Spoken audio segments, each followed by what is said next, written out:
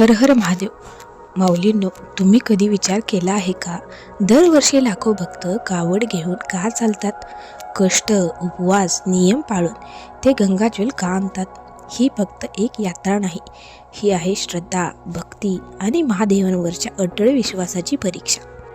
आज आपण जाणून घेणार आहोत, कावड यात्रा का करतात, यामागची पौराणिक कथा काय आहे आणि कोणत्या कारणामुळे ही परंपरा आजही जिवंत आहे.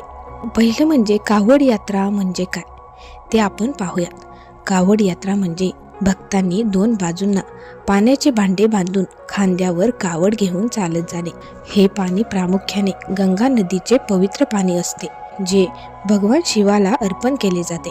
भक्त अनेक किलोमीटर चालतात, काही जण तर शेकडो किलोमीटर.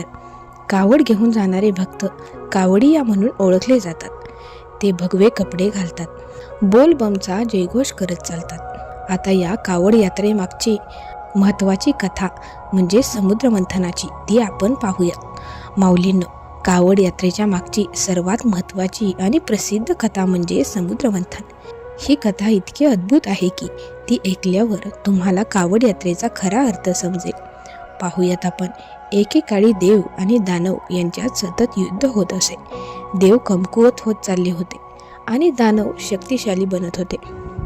तेव्हा सर्व देवांनी जाऊन भगवान विष्णू यांची मदत मागितली. भगवान विष्णूंनी एक उपाय सांगितला, समुद्र मंथन करा, त्यातून अमृत मिळेल आणि तुम्ही अमर व्हाल. आता देव आणि दानवांनी मिळून मंथन करण्याचा निर्णय घेतला. मंथनासाठी वापरला गेला मंदार पर्वत आणि दोरी म्हणून वापरला गेला सर्पराज वासुकी.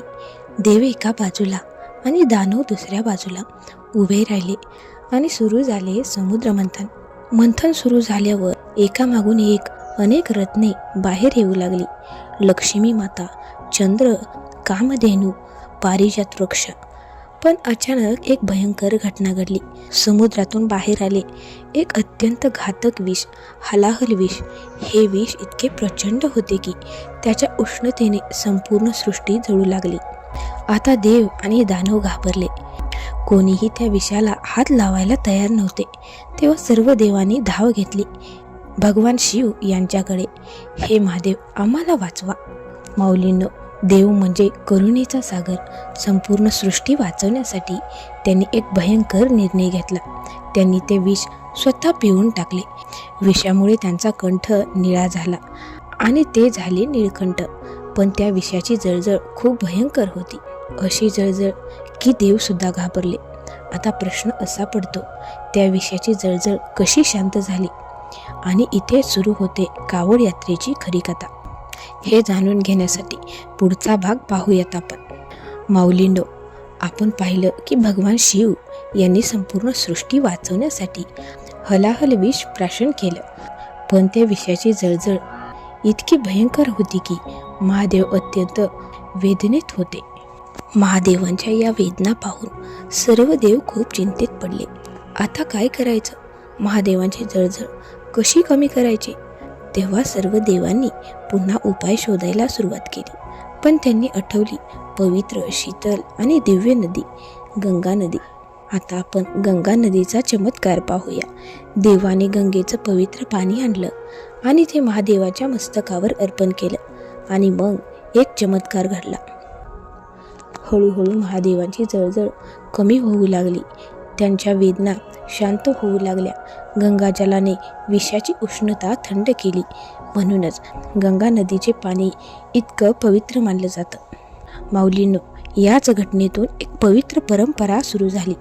भक्तांनी गंगाजल आणून शिवाला अर्पण करणे. हीच परंपरा पुढे जाऊन बनली कावड यात्रा. भक्त कावड घेऊन गंगा नदीतून पाणी आणतात. आणि ते शिवलिंगावर अर्पण करतात. ही फक्त पूजा नाही, ही आहे भक्तीची सर्वोच्च भावना. सर्वात कपटी वृत्तीचा रावण हा देखील कावड यात्रा करत होता. पाहूयात आपण. आतापर्यंत आपण कावड यात्रेची सुरुवात कशी झाली ते पाहिलं. पण या यात्रेशी जोडलेली अजून एक अतिशय रोचक आणि शक्तिशाली कथा आहे. ही कथा आहे महान शिवभक्त रावण यांची. रावणांची भक्ती. रावण, ज्याला आपण राक्षस राजा म्हणून ओळखतो. पण माऊलींनो, तो फक्त राक्षस नव्हता, तो एक महान विद्वान होता. महादेवांचा अत्यंत जवळचा भक्त होता. रावण दररोज भगवान शंकर यांची उपासना करायचा. त्यांची भक्ती इतकी प्रचंड होती की त्याने महादेवांना प्रसन्न करण्यासाठी कठोर तपस्या केली. असं म्हणतात की रावणाने आपल्या भक्तीत इतका त्याग केला आहे की त्याचे स्वतःचे डोके एक एक करून अर्पण केलं. 1, 2, 3 असे करत 10 वेळा. त्याच्या या भक्तीने संपूर्ण सृष्टी हादरली आणि शेवटी महादेव प्रसन्न झाले. रावणाने महादेवाला प्रसन्न करण्यासाठी लांब लांब अंतर चालत गेला. तो पवित्र गंगा नदी येथून पाणी आणायचा आणि ते शिवलिंगावर अर्पण करायचा. ही परंपरा आजच्या कावड यात्रेत दिसते. भक्त कावड घेऊन चालतात, गंगाजल आणतात आणि महादेवाला अर्पण करतात. माऊलींनो, रावण वाईट होता की चांगला हा वेगळा विषय आहे, पण त्याची महादेवावरची भक्ती ती अतुलनीय होती. कावड यात्रा आपल्याला हेच शिकवते, भक्तीमध्ये शक्ती असते. पण माऊलींनो, कावड यात्रा करताना काही कठोर नियम असतात. जर ते पाळले नाहीत तर यात्रेचे पुण्य मिळत नाही असे मानले जाते. ते नियम कोणते आहेत हे जाणून घ्यायचे असेल तर त्या व्हिडिओची लिंक मी डिस्क्रिप्शन बॉक्समध्ये दिलेली आहे. आतापर्यंत आपण कावड यात्रेची कथा, परंपरा आणि नियम पाहिले, पण एक प्रश्न अजूनही उरतो. कावड यात्रा का करायची? तिचं खरं महत्त्व काय आहे? कावड यात्रा म्हणजे फक्त चालणं नाही, ती आहे आत्मशुद्धीची प्रक्रिया. मन, शरीर आणि आत्मा शुद्ध करण्याचा मार्ग.